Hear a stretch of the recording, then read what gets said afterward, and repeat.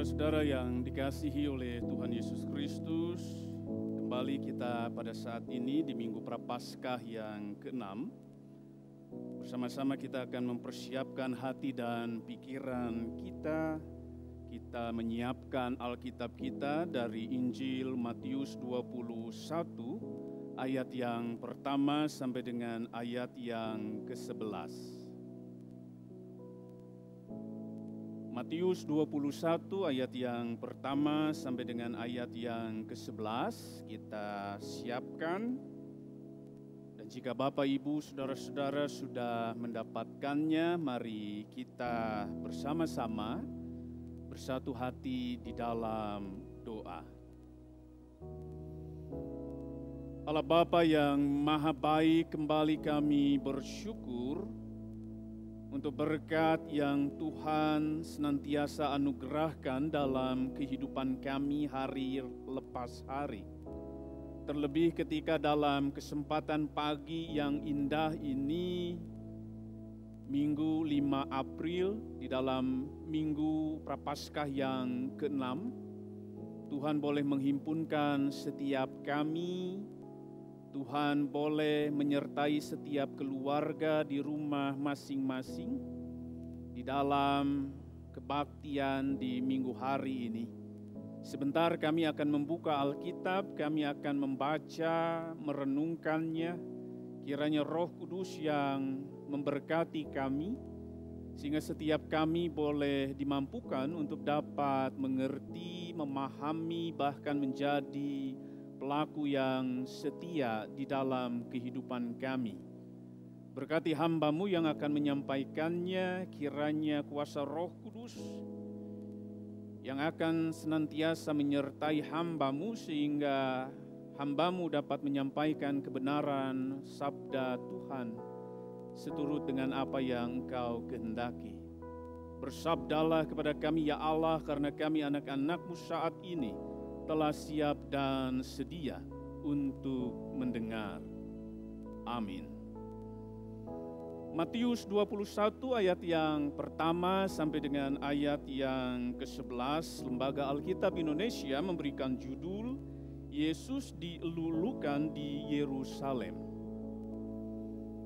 Ketika Yesus dan murid-muridnya telah dekat Yerusalem dan tiba di Betfage yang terletak di Bukit Zaitun, Yesus menyuruh 2 orang muridnya dengan pesan, "Pergilah ke kampung yang di depanmu itu, dan di situ kamu akan segera menemukan seekor keledai betina tertambat dan anaknya ada dekatnya.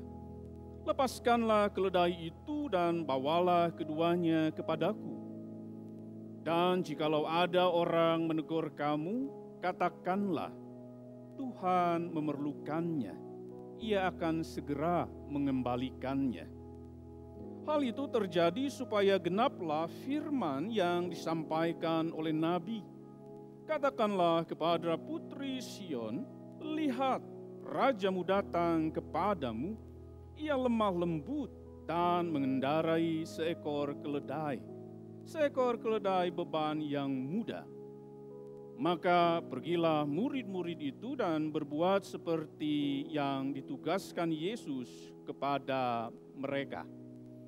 Mereka membawa keledai betina itu bersama anaknya, lalu mengalasinya dengan pakaian mereka, dan Yesus pun naik ke atasnya. Orang banyak yang sangat besar jumlahnya menghamparkan pakaiannya di jalan. Ada pula yang memotong ranting-ranting dari pohon-pohon dan menyebarkannya di jalan. Dan orang banyak yang berjalan di depan Yesus dan yang mengikutinya dari belakang berseru, katanya, "Hosana bagi anak Daud, diberkatilah dia yang datang dalam nama Tuhan, hosana di tempat yang maha tinggi." Dan ketika ia masuk ke Yerusalem, gemparlah seluruh kota itu. Dan orang berkata, "Siapakah orang ini?" Dan orang banyak itu menyahut, "Inilah Nabi Yesus dari Nazaret di Galilea." Saudara-saudara, sedemikian jauh pembacaan Alkitab. Yang berbahagia adalah setiap kita yang mendengar, memelihara, dan melakukan di dalam hidup kita hari lepas hari. Hosiana. Saudara-saudara yang dikasihi oleh Tuhan Yesus Kristus, selamat pagi. Saya harap setiap kita semua saat ini berada dalam kondisi yang baik, kondisi yang prima, kondisi yang sehat. Saudara-saudara pasti masih ingat salah satu lagu sekolah minggu tempo dulu. Lagunya seperti ini. Di dalam dunia ada dua jalan, lebar dan sempit, mana kau pilih? Yang lebar api, jiwamu mati, tapi yang sempit, hidup berseri. Lagu itu jelas saudara-saudara memberikan informasi bahwa ada dua jalan, lebar dan sempit. Ketika kita memilih jalan lebar maka mati, pilih jalan sempit maka itu berarti hidup.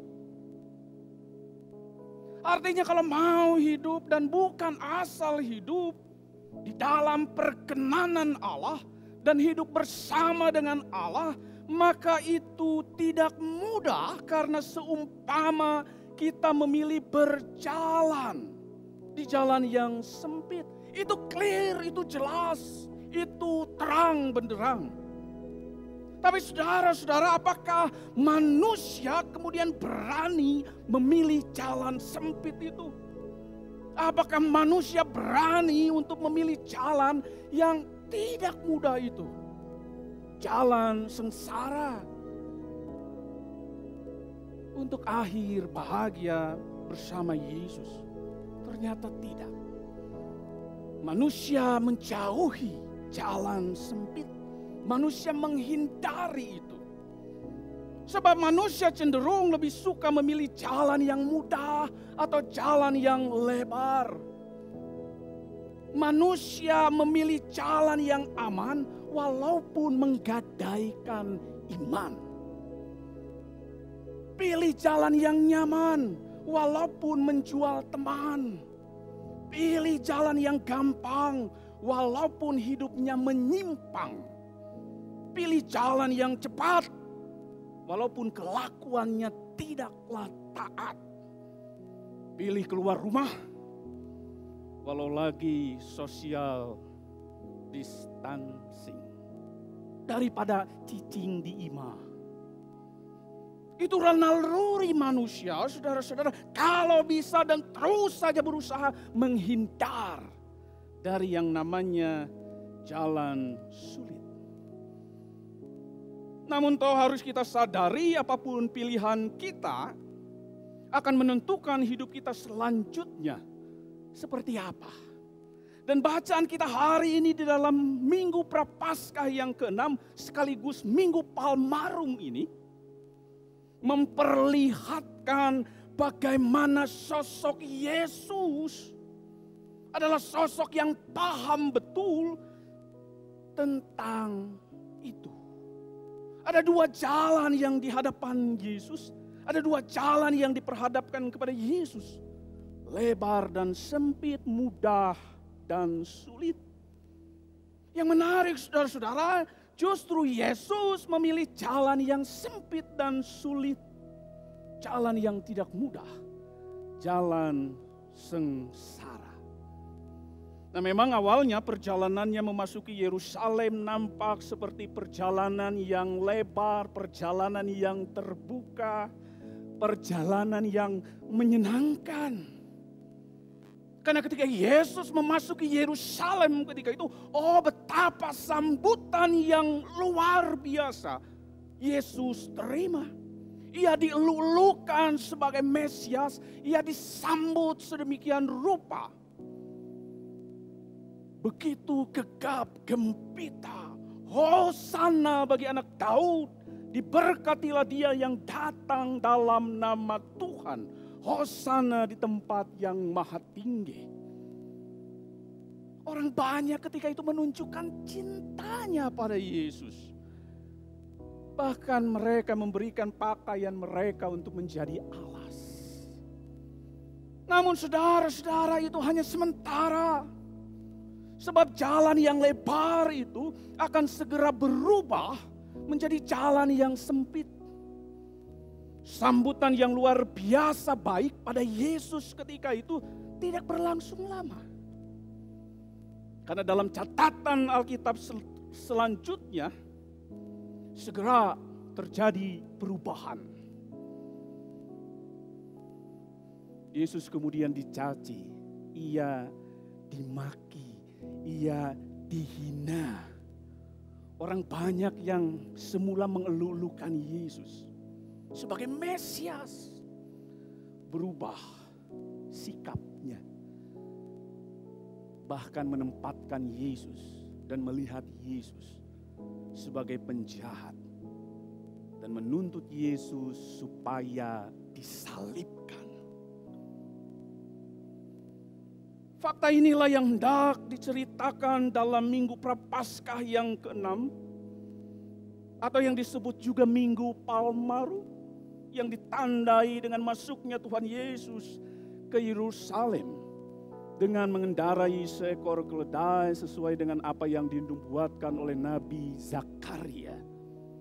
Minggu Palmarum jelas memberikan cerita dua sisi. Ada sisi sukacita di sana, tetapi juga ada sisi duka dan keprihatinan. Ada sisi kebahagiaan di sana, tapi satu sisi menunjukkan ada cerita kesengsaraan. Ada sambutan, tapi juga ada penolakan. Jalan lebar satu sisi, tetapi jalan yang sempit pada sisi yang lain. Lalu saudara-saudara, mengapa Yesus rela dan mau menempuh jalan yang sempit, jalan sengsara itu? Sederhana. Yang pertama, wujud ketaatan Yesus kepada Bapa. Yang kedua, wujud cinta Yesus pada sesama. Karena itu selanjutnya, apa yang bisa kita pelajari dari pembacaan Alkitab di Minggu 5 April ini? Yang pertama, hidup tidak selalu indah, saudara-saudara. Hidup tidak selalu mudah. Hidup punya warna dan dinamikanya tersendiri. Ada berjuta misteri dalam hidup ini. Sehingga kadang hidup ini seolah-olah teka harti ku pikir, teka hontal ku akal. Ada berbagai peristiwa yang tidak bisa kita duga, tidak bisa kita pahami, tidak bisa kita prediksi bahkan. Sama halnya dengan apa yang kita alami bersama saat ini. Siapa yang mengira di antara kita bahwa kita harus beribadah di rumah-rumah dan tidak lagi dipusatkan di gedung gereja sebagai dampak dari pandemik virus corona.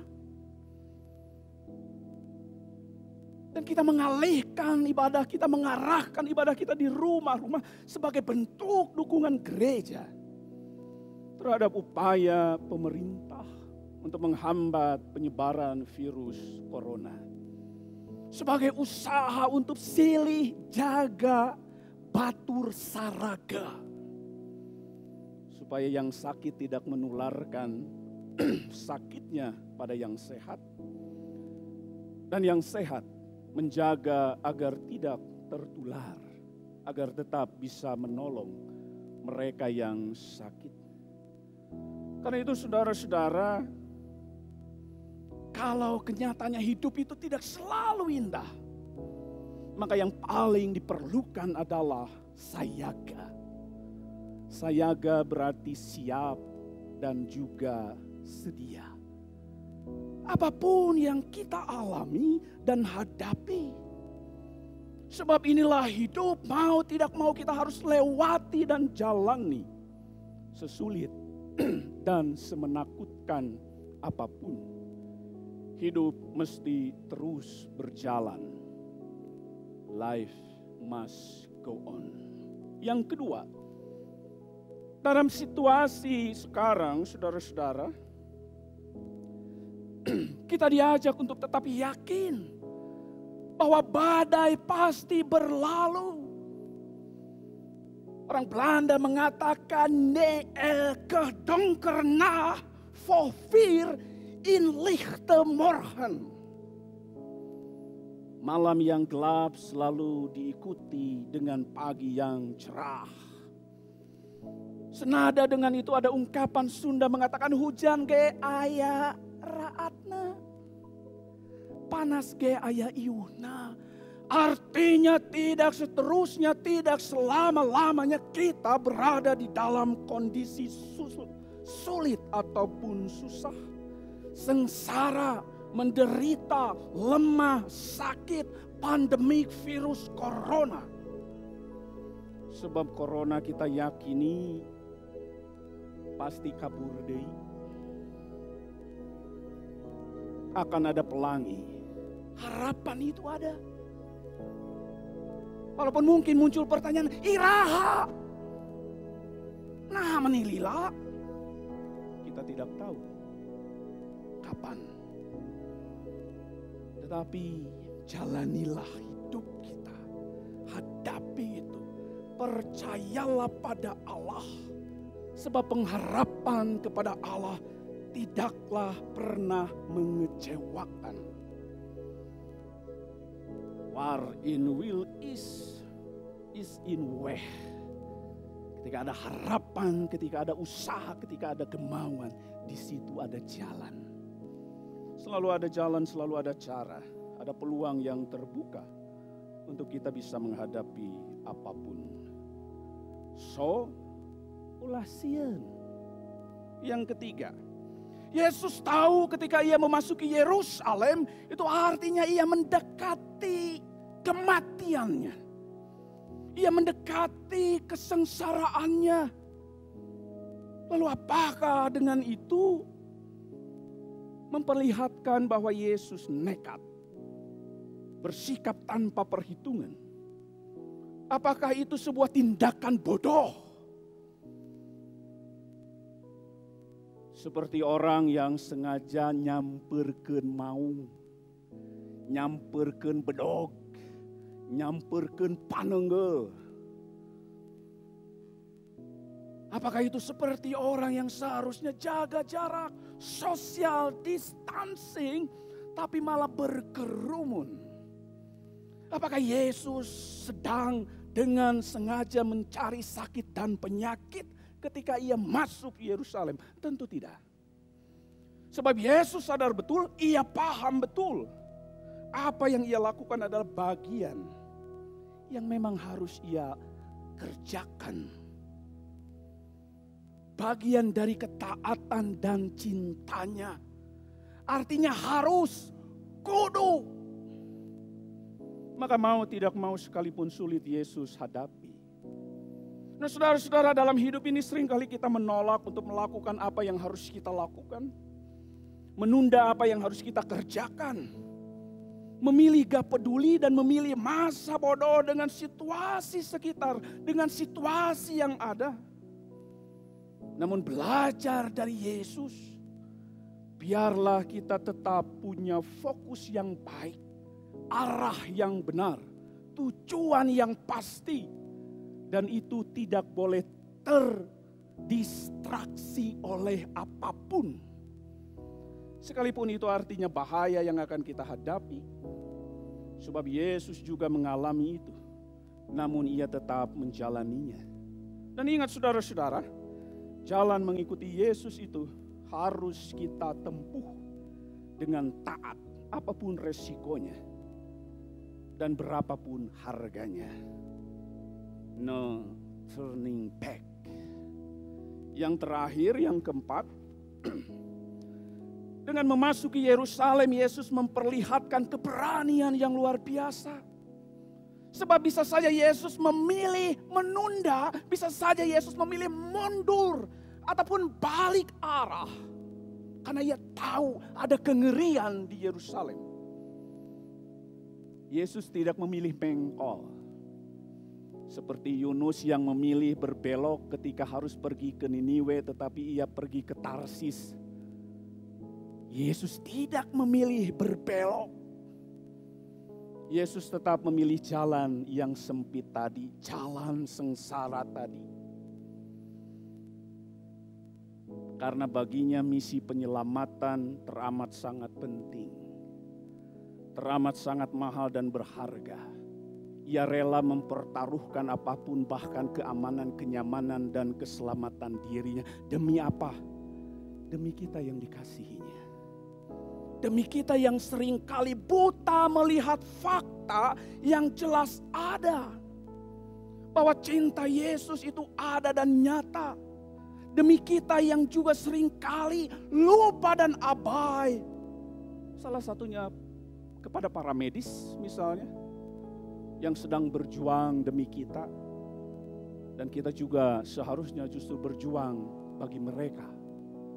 Caranya sederhana, cicing di imah. Saudara-saudara yang dikasihi oleh Tuhan Yesus Kristus, apa yang Yesus lakukan dengan memilih jalan sempit tadi? Memasuki Yerusalem, jelas bukan tanpa perhitungan. Bukan cari mati tanpa arti.